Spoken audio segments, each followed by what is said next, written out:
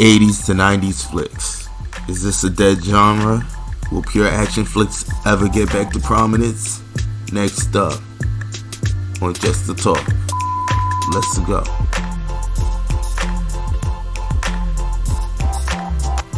And welcome to the Flicks, Picks, and the Nitpicks, and I am your humble host, No 718. And we are going to get right into it because first off, I was thinking about it the other day because I was like, yo man, like, you don't see the 80s and 90s, like the type of 80s and 90s action flicks pop no more. You know, I've seen other YouTubers really discuss how movie going has changed in terms of how we market it, because before we could market heavily behind the actor was the big sell that pushed the film. You feel me? But we don't have that no more.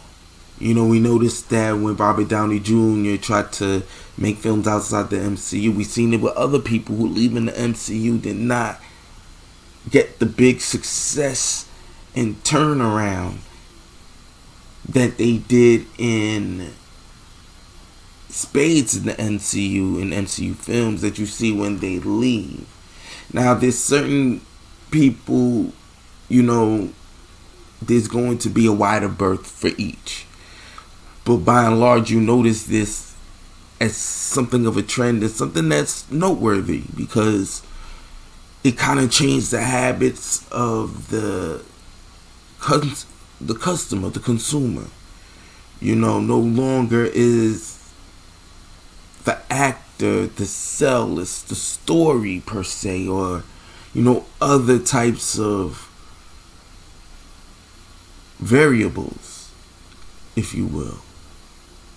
But nevertheless, there's still action films none the same, even in the way, if you want to argue with some of the cheese of the 80s and 90s type of style, but in a different kind of way, layered it differently.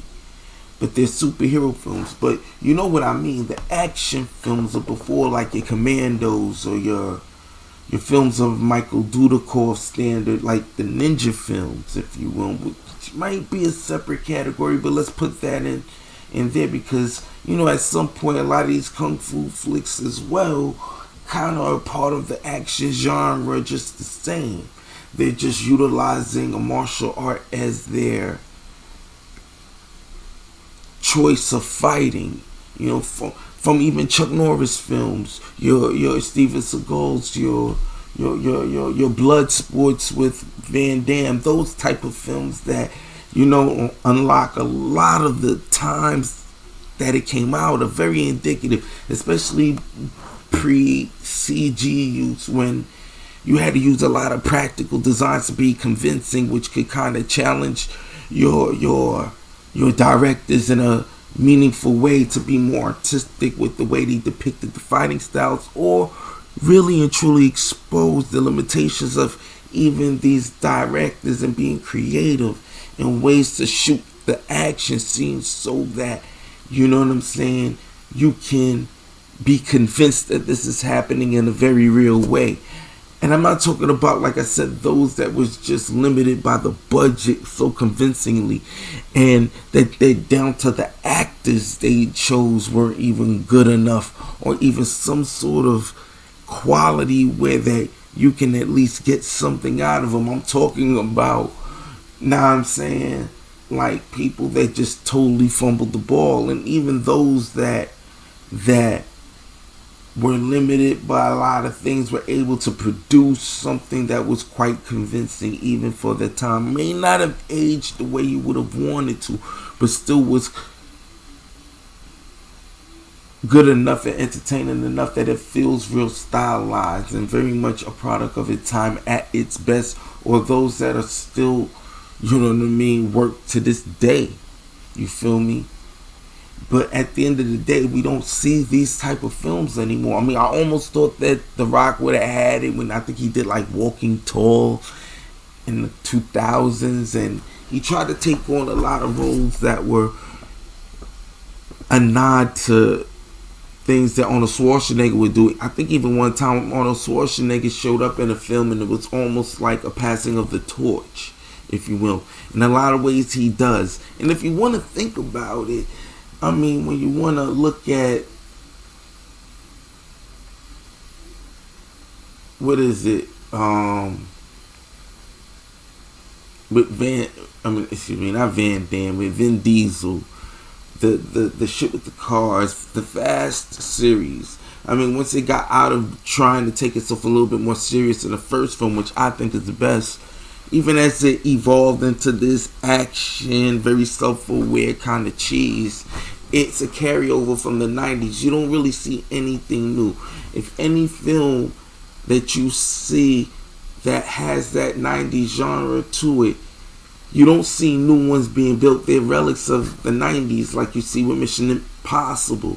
You know, even though that started off more of a like serious spy, and then it went action, and then at some point they found the way to make a good blend between the two.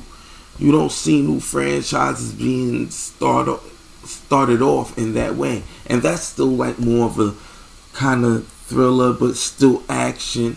Unless you go with the Bourne series, and that stopped. You know, the only other thing you got going on is what just came out, the 007 series, and that's from like what, the 60s. You don't really see anything new to that caliber being built, and it's kind of unfortunate. You don't see your Rambos, you know what I'm saying? And even when we got into them being a little bit more of the regular guy, like in your Die Hard series, which has been said between me and T, you know. And if you don't know, he's been on my early series of the throwbacks and rewinds, which you'll see coming back to fruition. Actually, I had 2 in the can with them, so you'll see that coming up soon. But he was the first. Actually, I think when we did our series, the first one that was more of your average Joe tough guy, though. You know, he wasn't your Arnold Schwarzenegger, your Van Damme, your Sylvester Stallone. He was like the beginning of the regular guy being able to be the action guy.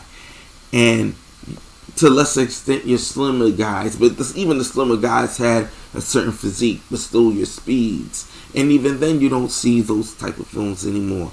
The Rock tried, but it could never hit the realm of, and maybe it's just not realistic that you see those ever hit $1 billion status to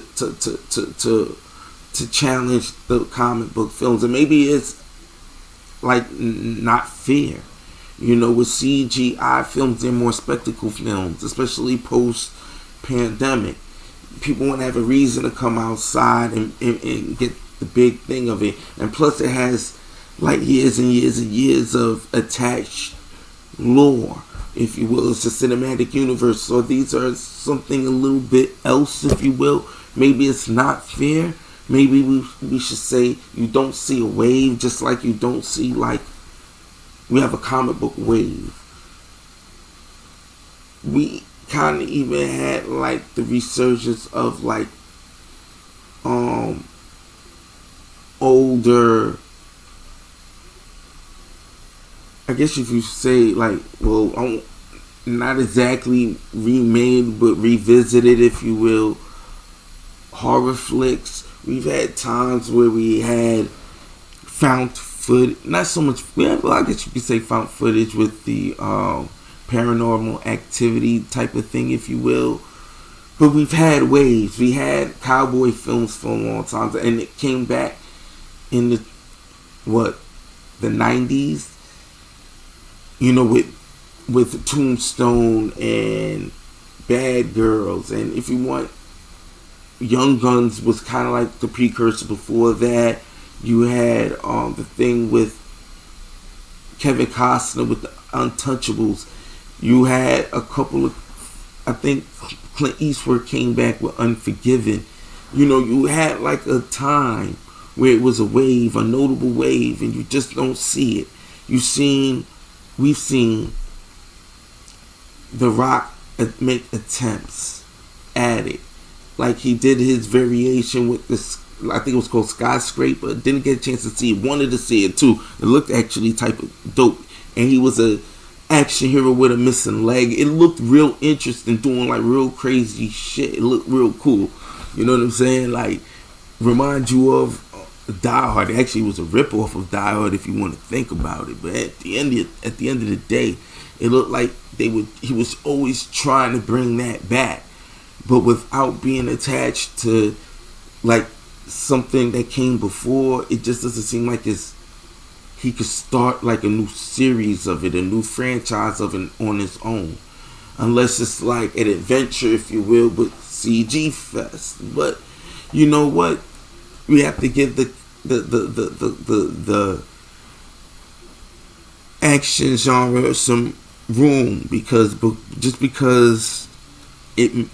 you might have one that may employ a lot of CGI. There were limitations from before, you know, and we noticed some certain mistakes. You know what I'm saying? Even with the shots, you know, oh shoot, we didn't realize that. Yeah, he had on cowboy boots. Now he has rubber sneakers on. You know, like that happened in like Lethal Weapon 1, or even Lethal Weapon 2, when they were shooting the guy, and all of a sudden it was like an editing mistake, because the guy clearly got holes in his chest, but then all of a sudden the next shot it starts all over again, and then he got holes again, and I think they did it one more time. They did a loop and didn't realize it. And I remember being a kid, realized like, yo, you know, you don't catch it at first, but you be like, wait a second, after watching it so many times, like, yo, you start rewinding and shit, like, yo, what the fuck?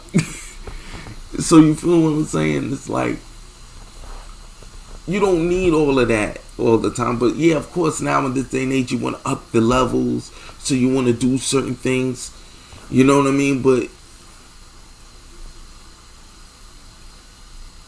I hope you understand what I'm saying. Like, some of these adventure films, like, they employ a lot of heavy CG, so it kind of buoys them closer to the comic book genre, spectacle films, video game franchises, those type of films.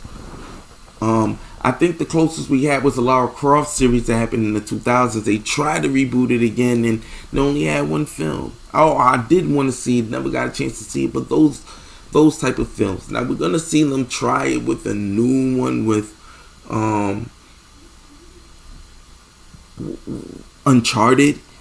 Again, another attached known genre, known, if you will, franchise from a video game, but still they're gonna try it.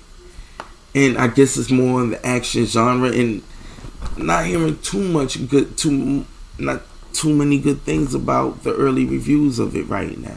So again, I mean, I don't know, I haven't seen this. I don't know if that's a byproduct of the genre, or that's, I mean, from what I hear, it's more of the film, like not really connecting well with the game, and there's some people having to differentiate between the two. So, you know, that's a tight rope to walk on, because I heard that as a film unto itself, it's not that bad. But again, this is Peter Parker coming off a billion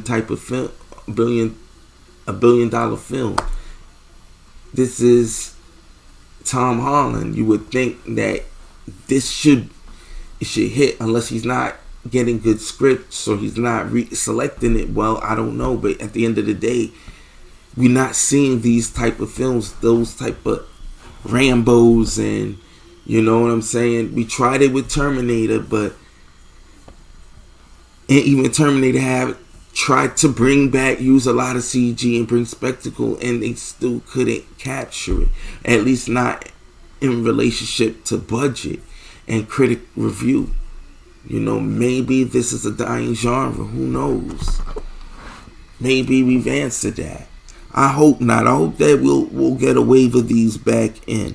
You know what I'm saying? Because maybe we're just not talking about them enough, because there's so much films, and I think that's what a lot of these other directors are arguing about. They remember the time when they were all that was spoken of. But the thing is, because we have these spectacle films, they'll take up all the time because everyone they cross. This is world over. Our films, unfortunately, they're a lot more domesticated. And now with universe films, unless you are a real big name, is very seldom you see them cross like the $500 million mark, and they don't need to in relationship to budget. And you got to also understand, marketing will give you an additional reach. And then now, what's going to be the pull? If it's not a comic book film, something spectacle, a superhero costume, explosion, it's got to be something that everybody, that translates worldwide. And fortunately or unfortunately, the visuals and things of that nature and hyper visuals you'll get from spectacle films are usually the way that you can get that type of crossover success. So it's all about domestic box office, and even still, you're not going to see it in that kind of relationship. But getting closer to 500 million, you're not really going to see without it being an attached franchise to something that's outside of the genre, like a video game, something that's homegrown. It's going to be hard to find that. You'll need to be attached to a book to have that extra kick. It needs to have a name, something that precedes itself in the room or when it enters the room. Now, here goes a question. Now, again, or maybe we've just answered it. Will it come back to prominence? And realistically,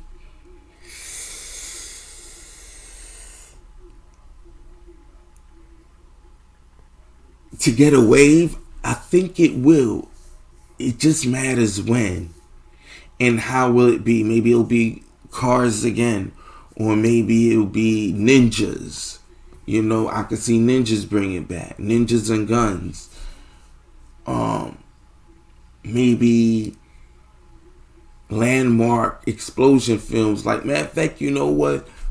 The we've seen variations of it. I think that went more to Netflix, like London is Falling, like those. No, matter of fact, those I believe went to the theaters. Matter of fact, hold on a second. I feel like those went to the theaters. Hold on. All right, yeah, I had to look at it. London Has Fallen actually has grossed $205 million worldwide. These are the type of numbers that you'll see action flicks normally make worldwide, which is not bad. This is, I like to believe, is more than they were making back in the day, even in the 90s when they were in prominence. If you hit that was like hitting a billion back then. You feel me? So it makes more sense. And especially in relationship to budget. Nowadays we throw that kind of amount at a movie, so you expect to make no less than 5 to 6, and that'd be pretty good. But if you could get north of that, then you're like, yeah, we really making some bread. It came out theatrically, so these are the type of films that actually has been coming out. So you know what, when you think about it, maybe in a way, but still it's overshadowed by the comic book genre. I mean, you know what it is? It's always one here, one there. It's never a wave. And now answering it all over again, yeah. Isn't it there isn't a wave of it? Not really. Unless it goes directly to Netflix, not theatrically. Nah, not really, no. Where you could feel like we're in a time of these. Not really. Even even John Wick, when he comes out, is never like one after the other, a good amount where everybody goes for it. You know what I'm saying? Like Nobody, that was such an excellent film. If there was like another one and another one and another one, but nah, not really. Not unless it's a comic book film. You know, I like to think that they'll have its time, because, you know, all seasons come back around. But I don't know when it'll be, but when the time is right, it probably will be when comic book films starts to slow down. You know, these will always be around, but when they slow back down a little bit and lose a little of its theme, like maybe, well, I can't even say now, you know, post-COVID, now that changed things. People don't want to come out unless it's something real big. But you know what? Maybe in post-COVID, if more action films hit the theaters and were really good, it would make people want to start coming back to the films, and they could be more talked about. But people are going to have to feel like they can do that, and there has to be money in it. And again, I can see people be nervous in getting into doing that, because that's a risk. You need it for it to be a wave. People need to see the general interest, like these are coming back, for people wanting to do it. But by the time people start doing that, more comic book films will come, and then it may push them back out again. By the time all these other action films want to catch up, they'll be pushed out the way again. And then people will only come back for the comic book films. I guess these type of films will have to be a certain level of quality of good that people will want to come to these type of films and have something going for it. Maybe military type of films. Maybe ninja films. You know what I'm saying? It'll need a hook. Maybe that's what it needs to come back to prominence. A hook. A catch. But with that being said, maybe I'm just bugging. Maybe it's just me overly paying attention to the comic book genre, because it takes up so much more real estate when it comes to, you know, like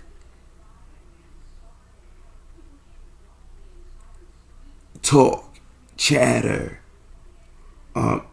algorithm, to be fair, in business, but more importantly, you know, nostalgia from when you come from, if you come from comic books. You know, it's like 2 in 1. You know, it's a lot of other things. Watching cartoons, all of these things that bring back your childhood. A certain level of childhood wonder gets brought up when these films come out. Maybe that's what's also the one hook that brings everyone to it, that action films will have a real hard time of capturing. That's why you'll never really see them break 300 as a norm. A good one will keep around 200. And those are the people that just enjoy going to films, enjoy films. You know what I'm saying? Film goers. The spectacle ones are the ones that we normally go for, the comic book films, because that bring the families, this, that, and it's spectacle. You don't want to get left out. You don't want it to get spoiled. A lot of people want to come to see the tags at the end, the mid credits. You got all these things working for it. But in any event, let me know what you guys think in the comments below. You already know what it is, man. Just the talk, no filter. You know how we do. Like, share, subscribe. See you next time. And as always, till I have a better outro, chill. Yeah, man, I'm a little zoned out, a little tired, but at the end of the day, we back to it. You already know what it is. Just the talk. Let's go.